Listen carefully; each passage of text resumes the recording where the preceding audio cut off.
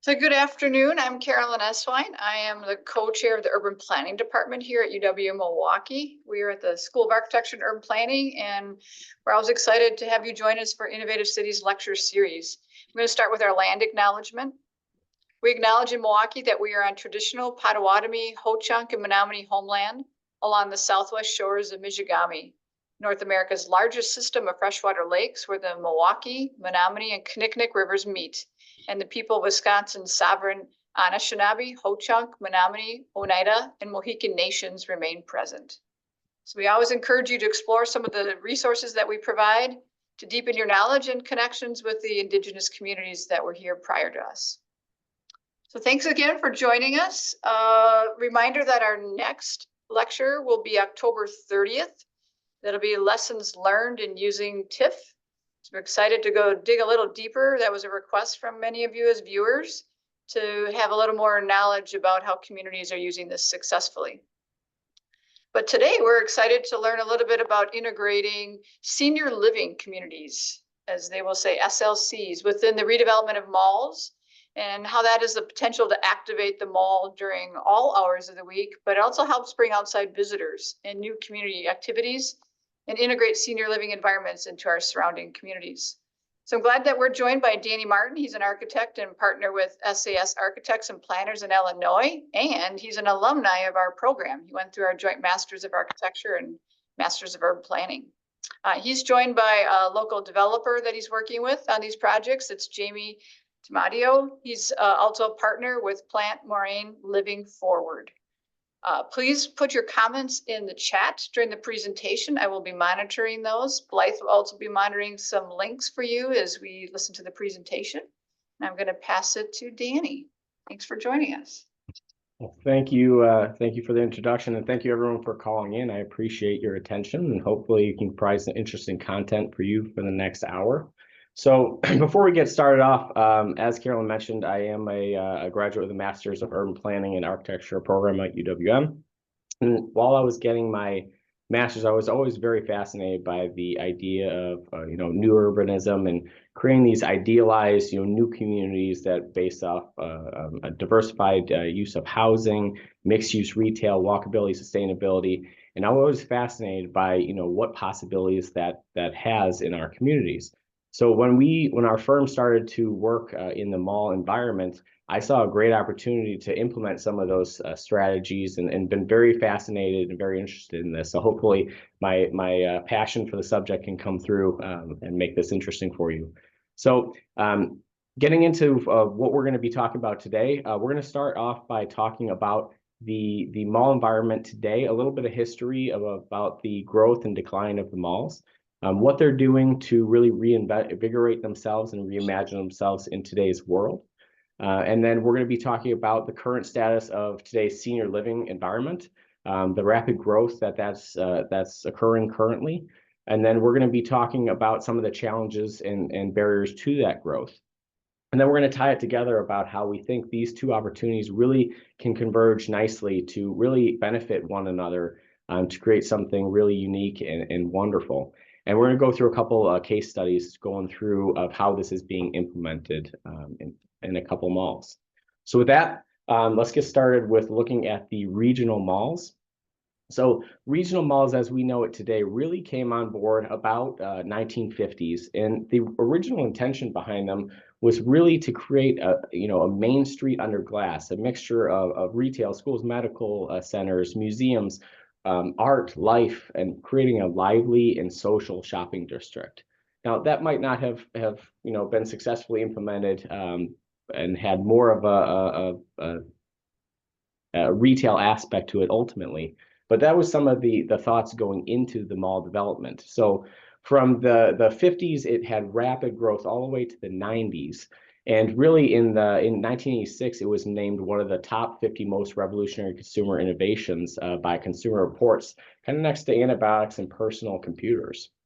So the socioeconomic impact of malls were really wide felt throughout a lot of local municipalities. from an economic standpoint, just the idea of retail centralization make convenience a really big part of malls. It created a great amount of jobs, it increased tax revenue, and had a spillover effect for property values. So, and also increased some consumer spending. So it had a great impact on municipalities. And then the social impacts of the mall, this really became the social hub of these areas. So this is where you would go to really get your music, media, fashion, and it was really a hub to hang out in. It deeply rooted itself into pop culture, and it actually became some people's part of the holiday traditions with the mall Santa and going there during the holidays. So this really did root deep into our society. So looking at a little bit of the growth and decline of the malls, it's from 1954 to 60, there was about 4 malls opening, to 70, 100, 80, 400, 1990, 1,000, and it peaked out at about 1,700 malls in the mid 90s. And that's where they got their peak growth. That growth was really backed up by the growth of suburbs. But then in the 90s, a couple converging factors started to come in that led to the decline of the malls. One of which is going to be the growth of e-commerce. So that really took away some of the convenience factor from malls. Another factor was in the 2000s to 2010, there was really an oversaturation of malls. There's just too much competition within themselves to be able to successfully compete. There was also a growth of alternate shopping options in big box retailers. So whereas the anchor tenants in malls like Sears, JCPenney, Macy's would be relying on increasing the foot traffic in malls and the length of stay in malls, it really became less convenient. And Sam's Club, Walmart, Target, Kmart, those all started taking away from the malls. After the Great Recession in 2008, 09, that also had a big financial impact to malls. So in the 2010s, you start seeing some closure of some of these anchor tenants like Sears, and that really did decrease some of the foot traffic within malls, and it also created some vacancies within the malls that had a spillover effect. In 2020, the pandemic with the shutdowns and with the inflation that caused after that really did force mall owners to re-envision the mall and really take a second stab at what this wants to be. So we're standing right now at about 1,150 open malls today. And what happened? Well, I think that the malls really just lost sight of the consumer preferences. These were originally big social hubs and really the center of convenience where you had all of these amenities surrounding you. But now we don't need that convenience. You can go online. If you need music, you stream it. If you need to buy anything, you go on Amazon. So the element of convenience really no longer applies to malls. So what do they have to do to re-envision themselves? It's not about consumer convenience, it's about consumer experience. And that's what we're going to be taking a look at, just improving the consumer experience that you can't get, on online or social media platforms. So is the mall dead? In doing my research, if you were looking at articles from 2020, 2021, the answer was yes. Everything had dead in the title of all the articles. But after that point, it really was a lot more hopeful. And so the answer, I think, is no, the malls are not dead, but it's time to adapt and evolve them. And the way that they're going to be doing that really depends on the type of mall that you have and their location in different municipalities. So on the right, you'll see the mall recovery. This is all compared to pre-COVID 2019 mall stays. So you can see how there has been a recovery year after year of all these different types of malls, and they're slowly coming back to their pre-pandemic levels.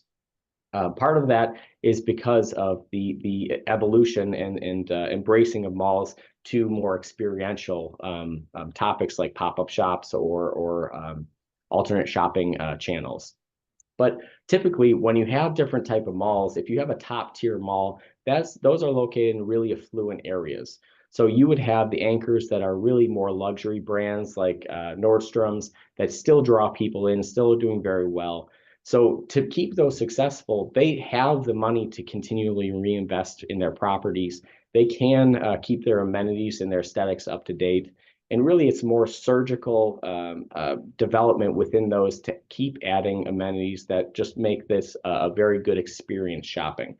In mid-tier malls, which are more moderate income, that's where those malls might have lost a couple anchor tenants. They might have a little bit more vacancies, but they're still doing generally okay.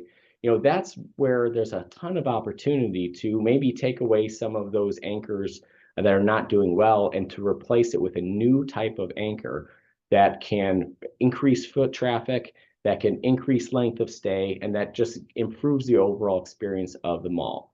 For lower tier malls, that's where this in less affluent areas, that's where you might have some loss of the anchor tenants, declining sales, high vacancies. Those malls might not be, moving forward in the future. That might be an area where you can get demalled and kind of re-envision the whole community and the whole environment. So what have mall users done to reinvigorate themselves, to reimagine themselves? To be honest, a lot. There has been a lot of replacement of the traditional, anchors with other uses that have led to successes for that. For today's presentation, we're really focused on the mixed-use residential retail aspect, specifically senior housing. But there's a lot of other ones that have done great work to kind of re-envision this mall, some of which include entertainment venues, food and beverage, wellness uses, or medtail, which is clinics, offices, pharmacies, sports facilities, or fitness centers. So you can see on the right that housing, office, hotel, retail enhancement, those are the largest anchor replacements that have been successful for these malls. So we're going to take a brief pause with malls, and then we're going to switch over to Jamie to talk about the status of today's senior living environment and some of the challenges behind that development and the opportunity that can really be good for malls. So Jamie, why don't you take it away? Sure. So I'll give you a little background on senior housing, and then Danny and I'll marry up the two, senior housing and mall environments. So, like many things in development, and particularly in senior housing, the very first thing we always talk about is what does the future demographics look like in the industry? And I've been doing this my entire career. The day I started doing this, the very first thing I ever heard about was the baby boomers. And the graph kind of moving in front of us here, you could see, historically our kind of makeup of the American age cohorts across the United States was typically very much almost like a pyramid. And as the baby boomers, which is represented by that darker color moving through this image, move through kind of the different age cohorts in their lifespan, this box really turns into, or the American kind of society turns into much more of a square. And so there's two benefits of that. The baby boomers that I've been hearing about my entire career in the senior living industry actually are not of age yet to typically live in a senior living environment. The first baby boomer turns 80 next year, or in 2 years, excuse me. And the average age in senior living for a person to move in is actually 83. So a lot of the future development and a lot of the future anticipation for baby boomers coming into this space is still very much to come. And one of the things to kind of keep in mind as you kind of think about that is you kind of look at where we were historically, the number of seniors over the age of 80. In 2010 was about 11 million, 20 was about 13 million. That number is going to double by 2040 and increase nearly to 32 million individuals by the year of 2060. And so that level of growth that we anticipate in this space is going to have a huge impact on what we need to serve and how do we serve all of these individuals. The other benefit that we typically get asked a lot about is, are we going to build all of these communities and then they're not going to be used once the baby boomer population comes through? I don't really think that's going to be the case, considering you kind of saw in that very first image, it's really more of a square anticipation. So like the millennial generation, the generation after that, like all of the generations following baby boomers have kind of kept pace with the number of individuals in that cohort. As we've kind of looked at the demographic growth of the industry, we've also been tracking, and this chart here shows the number of occupied units in the senior housing space going back to 2015. we are at a historic high. So the most number of occupied units ever in the industry we are at today, and we anticipate that continuing to be the case. There was obviously a very dramatic fall off that happened during the pandemic years, and kind of that rebound started in that first quarter of 21 and has continued very, very, very rapidly. One of the reasons that growth has improved so rapidly is how much construction was going on leading into the pandemic. It naturally led to a very quick pause, particularly in the senior living space, on the number of units being constructed. So back in 18, we were kind of near record highs of number of units under construction in this industry. And when the pandemic hit, a lot of it fell off and hasn't necessarily picked back up yet because of some of the economic environments that we're currently dealing with. And so as we kind of play out the future demographics and where we think construction needs to go in order to keep up with those demographics, our next slide kind of shows us a really good image of what do we need to do from a number of units being built every year in order to maintain the consistent occupancy and consistent penetration or capture rate that the industry historically has maintained over the years. And so I showed you the demographics going to 2040, it's nearly going to double. In order to serve all of those future baby boomers in the future, if you look back in 2018, we were building about, a little shy of 50,000 units a year. We need to maintain that, or we should have been maintaining that from 2020 to 25. We honestly have not been doing that. And then starting in 25 and going forward, we need to be building per year about 95,000 new units every year in order to serve some of the future demographics that are coming in the space.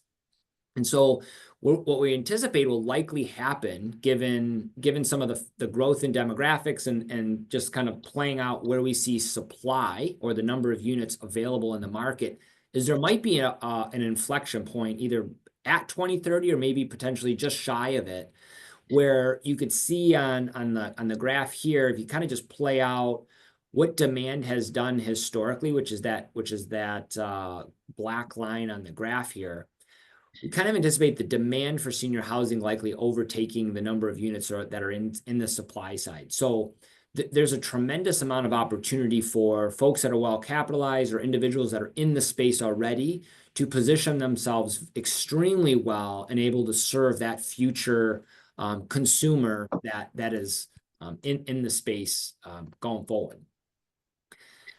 The other piece that plays a huge factor in the senior living space, this tends to be very, very big in hospitality as well, is just kind of the current workforce that we're left dealing with. And so one of the biggest competitors in the senior living industry is not necessarily your competitor down the street, but it's actually that senior's home and them wanting to maintain or stay in the house that they currently lived in. Many folks historically have been able to do that over the years for maybe longer than longer than would have been anticipated, because they had an adult child or a caregiver that was able to care for them or support them to continue to live in their house for a number of years. So as I kind of showed that massive growth in the senior population, the ratio, which is being shown on this chart, where you had the number of adult children kind of divided by the number of seniors in the industry, we were at about a 6-to-1 ratio. In the future, as that demographic population grows, that ratio will essentially get cut in half by 2040. And so the child that maybe has been able to help their adult parent stay in their house for longer, there might just not be as many children able to care for all of those seniors. And so we anticipate not only the demand growth that'll be out there being as robust as was shown on a couple slides prior, but it might even be stronger given some of the adult child kind of ratios playing out. The other factor that plays into senior living in an enormous factor is where do you get your labor force? And so there's kind of two really important factors that have been talked about a lot over the last several years, and is really going to get talked about in the upcoming years of how do we have enough individuals that could actually serve or work in this industry. So the chart, kind of table to the top right of this page, shows that in 21, we had about 5.8 million folks in the senior living industry, and we knew that an increase in jobs needed for this industry going out to 2040, just given the new units that might come online, will likely increase by 2.5 million folks, or increase by about 42%. The bottom left chart shows you that first bar chart is the 2.5 million of net job growth. The second bar, this nearly 18 million, represents people that are existing in the space today that will be retiring, and we need to replace their jobs. And so the senior living industry does tend to have folks that are more tenured or have been in the industry for a number of years. And so that 18 million is obviously an enormous number that we need to find folks, one, encourage them to work in the industry, and then two, recruit them in. And essentially it nets out to over 20 million new jobs in the space for the future, going out to 2040. And so that piece is a really, really big piece that's going to play into the industry. And we think malls actually could have actually a nice benefit to it, given how some of them lay out. Last piece I want to touch on before we kind of integrate everything together is just the stigma of senior living. So if you think about historically, if you mention senior living, what's the first thought that came to mind? It was probably institutional, which was probably very true back in the 70s. In the 80s and 90s, we were very, very focused on the care side. So nursing homes were probably interchangeable with the word senior living. As we kind of progressed into the early 2000s, the focus and kind of hot word that you heard constantly was health and wellness, or new wellness centers, or new fitness areas. And so that was a very important factor. Now in the 2020s, one of the most important components that we hear or talking about constantly with many of our clients are the experiences we're offering to our consumer or the senior. And as Danny already mentioned, the same is essentially happening in the mall environment as well. And so how do we offer these unique experiences to individuals as they kind of move into the industry? The other piece that's factoring into some of the senior living industry is people are living longer. So life expectancy doubled from 1900 to 2000. We think the average age of people living to over 100, so centenarians, which historically has not been the norm, that will be much more commonplace by 2050. And so Stanford did a study a number of years ago and has continued to update it, where it really focuses on the seniors who have focused on that wellness, or the baby boomers that have focused on that wellness, and those experiences that they are looking for when they come to us and want to live in our environments in the senior living setting.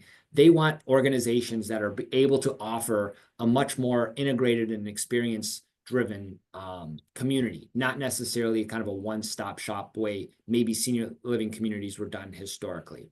And so with that, what it means is we have to offer a significant amount of flexibility. We have to have more than just offering the quote care to the seniors. We've got to offer lifelong learning and opportunities for individuals to do more than just provide them the essentially kind of a no-brainer. We expect to have the care provided for in this setting. We're looking for someone to really come into, and we're selling them that social aspect and that experience aspect for them to live in our environments. One area that has thrived and done really well and is actually kind of is likely going to thrive even more in some of these mall environments is the ability to create some intergenerational living. And so I think that's a nice segue for us to kind of move into how we can marry these two industries together. Thank you, Jamie. So we started off talking about some of these trends to replace anchor tenants in malls and the need for malls to adapt. Jamie did a fantastic job of kind of explaining the incredible demand that senior living has and how that is evolving to be more experiential. So then I think we can start touching on kind of how these two marry together. And, a personal aside, I'm very passionate about developing, designing senior living communities. And more often than not, when I'm asked, like, what do you do? It's like, oh, I design senior living communities. And the answer is like, oh. But like, no, look at what we do and take a look at these buildings. It's like, oh, okay. It's completely different from that stigma. So I think that, just the opportunity to place a senior living community into a active, thriving community is going to do wonders for that stigma. And I think that, like Jamie said, people aren't looking for, kind of a sedentary lifestyle. They're looking for catered living. They're looking for options. They're looking for amenities. They're looking for multiple places to eat. They're looking to continue to learn and thrive. So the need for catered living, just by putting a senior living building within this mixed use residential retail area that's really active and has a lot of amenities, could really address that need. This also would allow people to age in place. Like traditionally, there's a continuum of care within senior living where you will go from, independent living, which is, apartments, to assisted living, which is apartments with services, to, skilled nursing or memory care, depending on your physical and cognitive health. So if you provide the infrastructure within the senior living community, but then are also within a larger community context where you have these amenities, you don't have to rely on vehicles to get around, and you're surrounded by life, that can actually help people to age in place rather than moving through the continuum, but kind of stay where they're at and continue to be in their home and be independent. One of the problems of senior living is more often than not, they're developed as islands. You have a senior living community, you build it off kind of the outskirts of society, and then you have to create community within the actual senior living community. So you have to have amenities, programming to be able to cater to all their needs. But then you're going into a place that is just for seniors, and the staff are amazing who work in there, but it's just seniors and staff, and there's not a lot of community mixing. The ability to have intergenerational housing and will really increase the socialization of seniors, increase their sense of independence, encourage people to have continue walking and have a physical well-being, and really does fantastic for the cognitive, emotional, and physical well-being of our seniors, which is the best way to care for them. And then, visiting grandma and grandpa in a home versus visiting them in a thriving community just makes it a better family environment for them. So it really provides the opportunities to have a little bit increased family interactions and attractions, and makes it just more of an enjoyable place to be. So Jamie, why don't we talk about the economic benefits of seniors at the mall? Sure. So one definitely that jumps out, and you were kind of talking about it, about the integration of the community, is the potential to reduce some of the building areas for our buildings.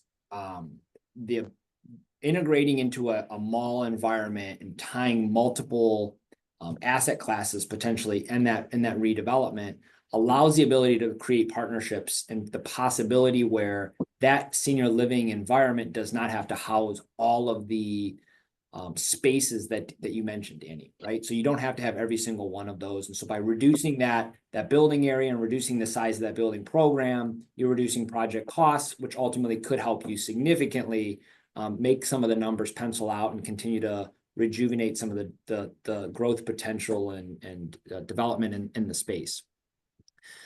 Reduction in FTE counts. So I'll give you a kind of a firsthand experience. We've had a number of properties where we've put senior living development very close to multifamily. And so that would likely be an opportunity also in a mall redevelopment project as well. And so when you've done that, one of the things it does is it creates an environment where that multifamily might be the housing for some of your labor force. And by housing the labor force in that multifamily place or those condos that potentially get built there, people have the opportunity to work in your community much easier than potentially having to take a bus line or a train line or commute through traffic to get to your communities. And so if you have a good work environment, obviously that goes without saying, that's how you're gonna have to attract people in the door, but then the convenience to actually get to some of those buildings can also play a significant factor in the mall environment and kind of the proximity to have those pieces together.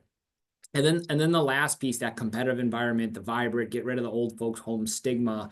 A lot of that will play into the ability and tying into some of that intergenerational aspect. So, I'd envision some of the mall redevelopments. You got the multifamily, you may have a child daycare, you may have a number of retail, amenity, and dining venues that significantly create a much more desirable location to live and work and play in all in one spot, versus you have a senior living setting that's just a one stop that you kind of go into, but then you have to leave for some of the extra spaces that you are looking for. Some of the benefits for the mall, I kind of just started hitting at it. So the programmatic synergies really are, I think, tremendous in some of the mall redevelopments. I often think of, or you hear a lot of groups talk about, senior living sometimes functions like a cruise ship, or think of it as like a resort where you go in and that community has to offer everything under that one single roof. Whereas the mall redevelopment, I think, offers you these abilities to have multiple different avenues or different business lines that aren't necessarily in that senior living community, and it's spread out into different components of that mall redevelopment. Yeah, and then, tagging onto that, I think the synergies between some of the programs really is the meat and potatoes of the success of this opportunity. So, for senior living communities, the dining program is really the crux of the success of the community. If you have a great dining program, that makes it very marketable, very enjoyable. But people don't want to eat in the same dining room that they always eat in, and they don't want just the same menu. They want choices. They want to be able to maybe have a more formal location, maybe a more casual location, maybe a bar, bistro, cafe, and that pressure to have that type of marketable, plethora of options has some real impacts for the senior living community. Number one, building a kitchen is very burdensome from an economic standpoint, but also then staffing it. We already have a problem with staffing within the industry, but adding more and more different venues just adds a great stressor on the community to staff it right with the right people. So imagine a dining program, and typically speaking, senior living communities typically have like dining points or cash that they're able to use to get their meals and kind of choose what they want to have. But imagine a program provided by the senior living community that actually are able to use points outside in different restaurants. So you're activating local businesses, you're activating these restaurants probably at off times from the typical norm, and you're able to then provide that great amenity to the community, but not have to pay for the infrastructure or the people to work there to be able to provide it. Imagine having a featured chef night where you have a local restaurant come in, do a completely different menu, and then kind of do a really specialty night on a monthly or quarterly basis. That gives a lot of excitement for the community, and then gives a lot of revenue for the restaurant. So it really does have a nice play.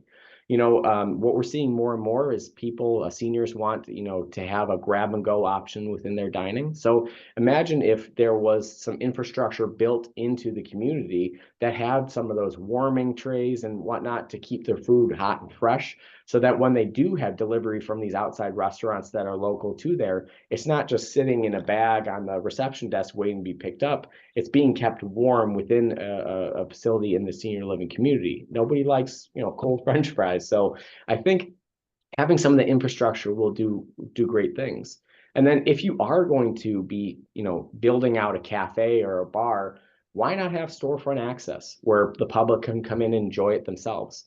Number one, that brings some revenue for the senior living community. But then number two, it's that mixing of the populations in and out of the senior living community that makes it kind of breaks that stigma and makes it a lot more just more of a social and attractive environment to be in.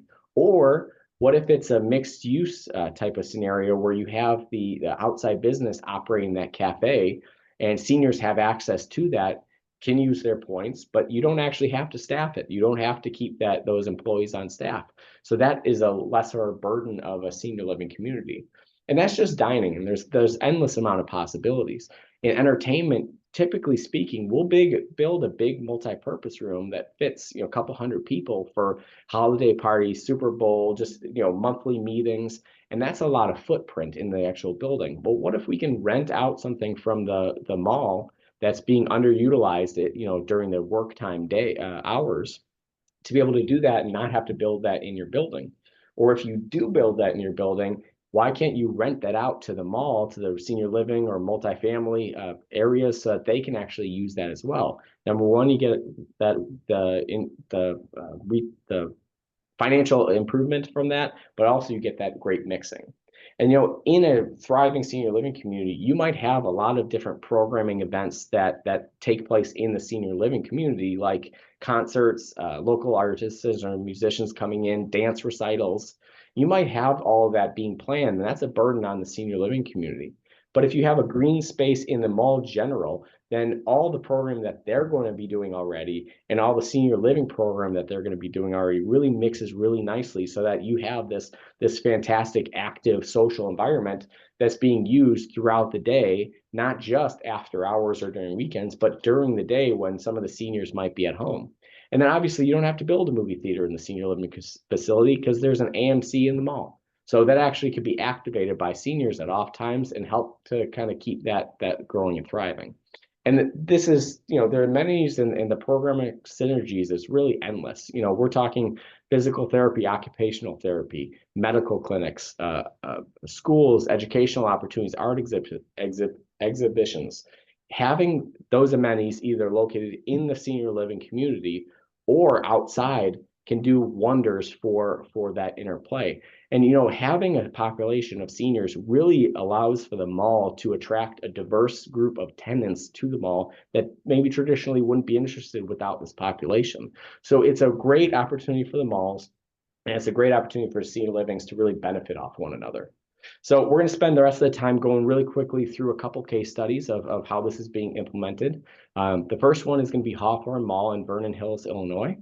So with this mall redevelopment, their strategy was to remove some of the anchor tenants that are not necessarily working, and then to redevelop the land for the anchor tenants in the surrounding parking lot areas into a mixed-use residential retail environment, incorporating senior living to there. So you can see on this map, this is the proposed plan. Here's the senior living on the north. Along the periphery are a couple build outs of restaurants to activate the space. In the center right here is the phase 1 mixed use residential that's been completed. And then here's phase 2 and phase 3 of that residential environment. Here's a 3D view, an aerial of that. Again, this is the senior living building here. This is the phase 1 residential mixed use, which is complete, with the phase 2 and 3, which are going to start construction sometime next year, I believe. And then some of these outlots that are already starting to go into construction. This has been completed. It's the Perry's. And then some of these are going into construction now. And what they're doing with the mall that remains is actually they're going to be inverting it. So instead of having a mall that's inward facing, it's actually going to start opening up a lot of storefronts and openings and entrances from the public way to be able to access that, acting more like an open air mall, so that there's more porousness to that building. Here's another view, just taking a look at the other view of the mall. And here's that great green space in the center of all this. So on the left-hand side, you could see the porosity of that mall and how that opens up and makes it more of an open air feel. On the right-hand side, you could see the mixed-use retail, and in the background, you could see the senior living building. This is the building that we've created. We won't spend too much time on it, but it's actually going to house an independent living, assisted living, and memory care. And some of the amenities that we imported into this building are the physical therapy, occupational therapy gym, which is going to be open outside residents, so a cafe and dining venues, which again are going to be open, and then a series of courtyards which could be accessible to the public. The next case study we're going to do is very similar to the first. It's the Fox Valley Mall in Aurora, Illinois.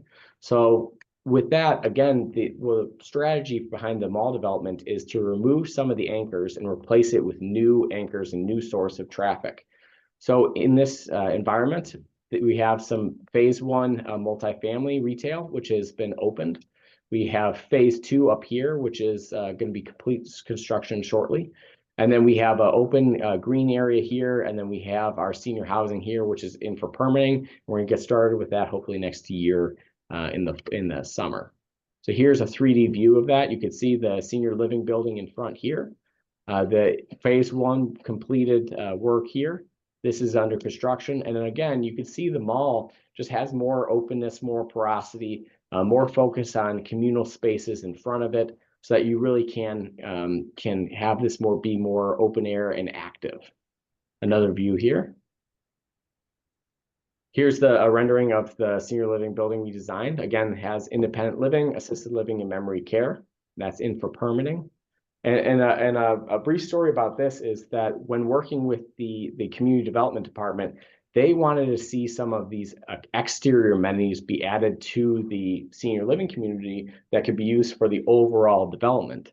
So it was decided to add in pickleball courts and a splash pad and dog park, as well as a series of walking paths and courtyards that could be accessible to the public. Again, mixing the populations of the residential, the senior living, and then the mall traffickers to be enjoying all of these different programs. And again, the programming that we have that's open to the public is the PTOT, some of the dining venues, cafe, bars, that can be accessible with different with the mall population, the residential areas as well. And then the third case study is Lakeside Mall in Sterling, Michigan. This is a development that's currently going through zoning. And in this mall, they're actually going to be keeping a couple of the successful anchor malls and then getting rid of the mall proper to create more of an exterior outdoor mall. So you can see the larger red areas are the anchors that are successful. In the center area, that's the more of the lower scale outdoor mall centered in a park-like setting. You have mixed use retail surrounding that. And you have senior living surrounding that as well. And you can just see from the aerial, this is just a rendering view of it, but you can see it's a lot different from the general, parking lot vibe of most interior regional malls, where you're just surrounded by a sea of parking.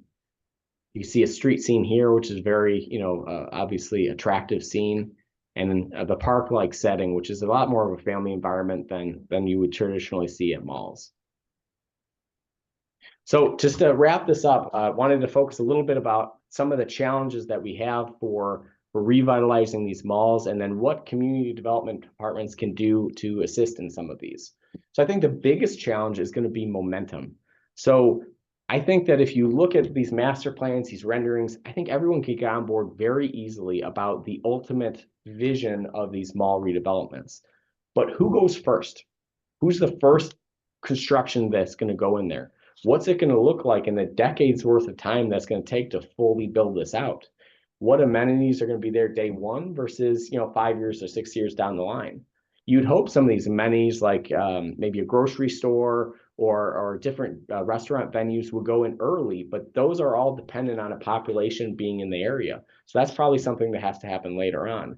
So developing your community, what you're going to put into that community, really depends on some elements of faith and hope at times, to make sure that some of that stuff will be infilled later on down the line. So it is risky to at least be in the beginning parts of this redevelopment. Entitlements and zoning are very risky. It costs a lot of money to develop a package to be able to start this process, and takes a very long time to get through. So that is an element of risk that can hurt the momentum of the development. And then a lot of these malls have pre-existing tenant leases or reciprocal easement agreements. Essentially, a lot of anchor malls actually own their property. So you can't develop on that parcel. You have to develop around that parcel without touching, the access to the site or the parking.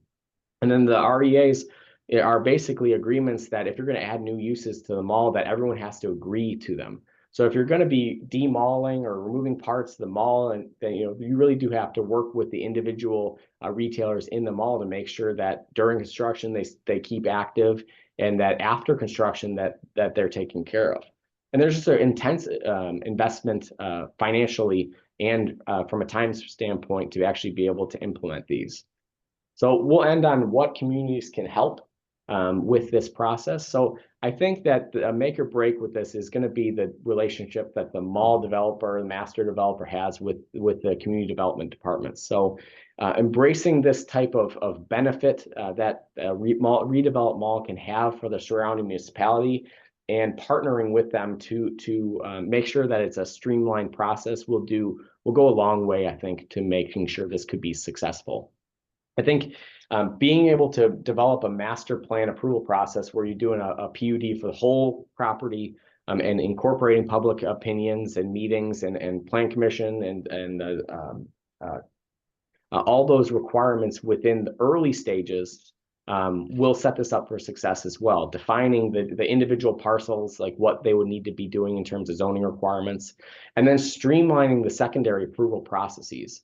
If you're able to develop a master PUD approval, and then the individual parcels don't have to go to public meetings or go through that process, but instead just do like a site plan approval, that could streamline the amount of time it takes to get these projects through, and also can eliminate some of that risk. So that's about just streamlining the process that it takes before construction can start, so that we can have that reduced risk and build that updated momentum, so that we can ensure that can properly move forward.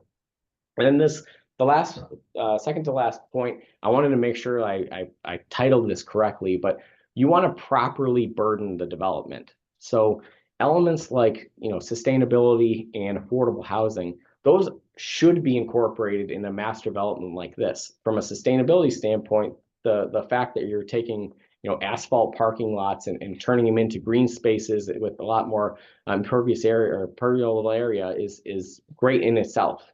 Adding additional restrictions should be feasible, but making sure you have the right amount of sustainability requirements, so that it doesn't overly burden the financial improvements of this mall would be good. And then for affordable housing, it's a fantastic idea. It could help greatly with the workforce for senior living especially, but also the workforce for the mall. But allowing some flexibility to be able to achieve some of that affordable housing from the master developer, so that they can gain some momentum, maybe not incorporating it for the first couple developments, but then incorporating it later on down the line, or just giving them flexibility to be able to achieve those great results, will help just build that momentum of development, which you really want to start getting going. And obviously, if there's financial backing, if there's TIF financing or whatnot, that could be done and incorporated. Obviously, that does help some of the risk and some of the burden on the developments as well. So with that, I think that we can go ahead and open up to questions. I just want to thank everyone for your time and your attention for this. Awesome. Thank you. This is really informative, and I think very current of what we're seeing in a lot of our communities around here. I mean, I was immediately thinking 80 plus. Wow. Like, I'm thinking this is 65 and 70 with all the amenities, right? That this is the living by choice, not because I need to move there. So I feel like it's almost going to create even a greater demand, right? Than what you're already showing could be a concern. So one of the early questions was, do you anticipate that the high operational cost or the labor shortage will limit the amount of development that can occur, or despite this great demand? Labor costs have no doubt added a significant amount of margin compression, particularly over the last 4 years. I think it's somewhere to the point of like it's increased at 30 to 35% on the labor side. I don't necessarily think it will hamper the demand for a couple of reasons. One, the industry is still a very fragmented industry. So what I mean by that is there's a lot of individual owners, operators out there still, versus creating a significant amount of economies of scale in the industry. And so I think there'll be a lot of consolidation, and then the groups that continue to consolidate will also grow through development. And as a result of that, you'll have a lot of the back of house stuff that can be handled, versus some of the smaller regional operators or smaller, single site owner operators have struggled from a labor perspective. So it significantly reduces the administrative side of it. I think technology is still It's weird to say it's in its infancy, but truthfully, I think it is. A lot of it is still in infancy in the senior living space. A lot of technology hasn't necessarily communicated well across some of the care levels. So independent assisted memory care. Oftentimes in that independent living setting, there should be very, very minimal staffing, especially if you call it more of like, you'll hear the term active adult, which is way more popular name in the future, and honestly will probably be something that really actually ends up being the one that thrives in a lot of these mall redevelopments, would be a some version of an active adult, which is essentially a senior 55 plus apartment, and then a floor or two might be on that care side. And so using technology to help anticipate and do some of the I'll call it behind the scenes labor side of things can significantly help reduce costs.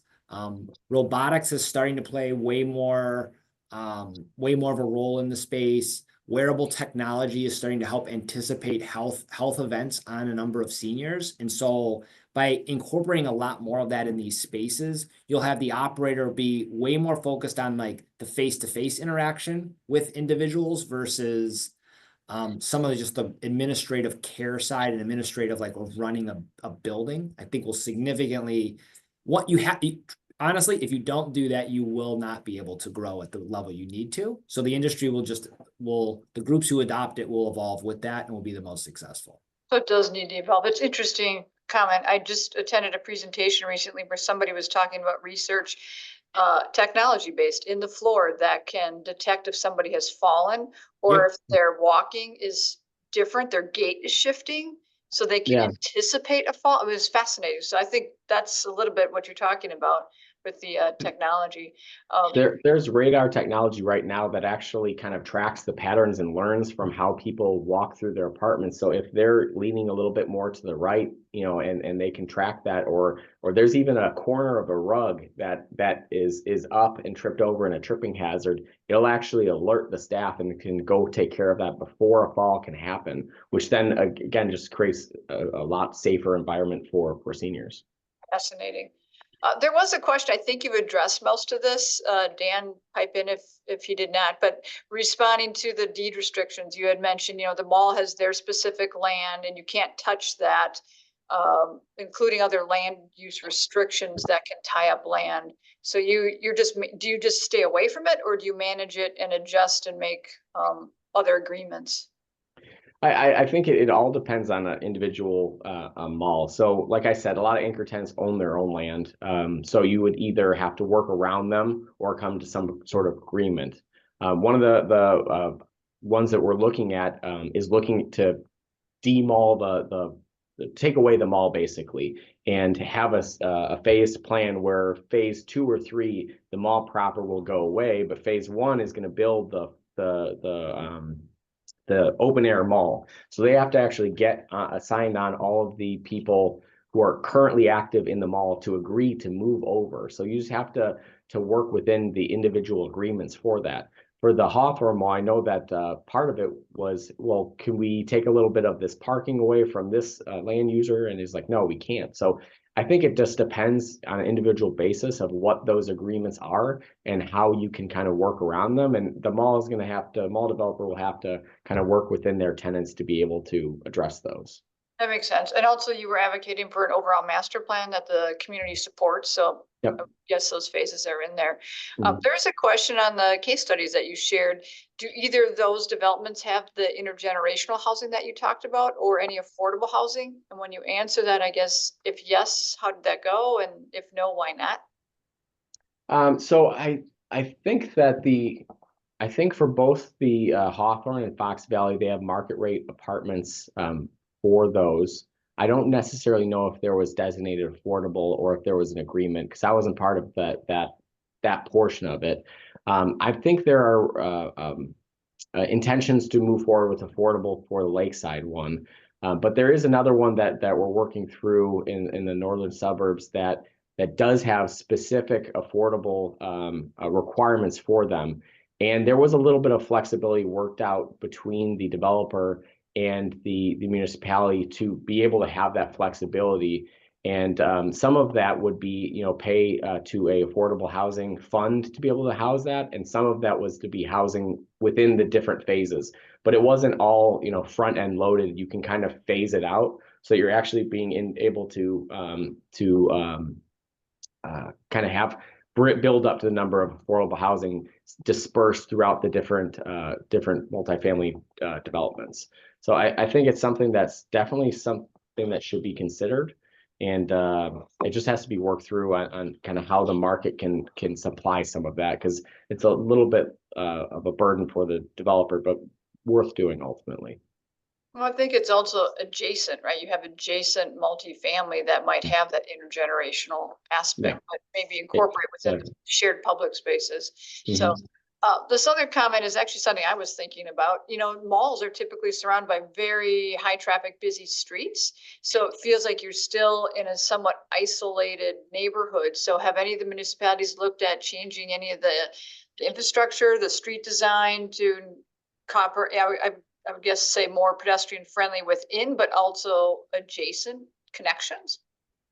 So I think that the idea of having those, high traffic areas surrounding malls benefit the community, the mall itself, by just having it be very visible. But we can go back here to a couple of these aerials, but the way that some of these internal networks kind of work, that has been reshaped to better suit or to give you the property to develop, but also to kind of slow down traffic. So I know that there was some lights added and the medians going. So once you enter into the mall development, I think that kind of takes care of itself. And positioning, the wayfinding and some of the public areas, I think the intention ultimately is to have areas that are more walkable, that are less dependent on cars. And I think just maybe centralizing it kind of in the center surrounding this, so that you have that access, but then providing a ring road that typically is already provided in malls, that you can kind of get the heavy traffic around and then kind of enter into the community. Yeah, I think most of them have the central. I also like to see on the renderings the scattering of smaller public spaces. Sometimes they're courtyards or small areas, but also those pedestrian connections are enhanced. Not how it's just the really large space. So for those who are still on, I just want to encourage you to take the survey about today's presentation, but also give us ideas for topics or specific speakers that you'd like us to consider in the future. As I mentioned, I'm finalizing spring speakers. So I have a spot or so left, and then we'll look at next year as well. And to register for the October 30th presentation, Developing with the TIF, those lessons learned. And I just want to thank both of you for joining us today and sharing your experience. It's really vast. I think this is really, it's best practices, but it's where the future is going as we have the aging population, and thinking about it as a living by choice, as you talked about the amenities. And I like the word, not just vibrant, but active, right? This is an active place that you'll have lots of programming and amenities. So thank you so much for your time. And for those of you online, we will share the recording if you want to view things again, as well as Blythe will share all the variety of resources that she included and that Danny or Jamie have mentioned. So thank you. We'll see you at the next Innovative Cities lecture. Thank you. Thank you, everybody.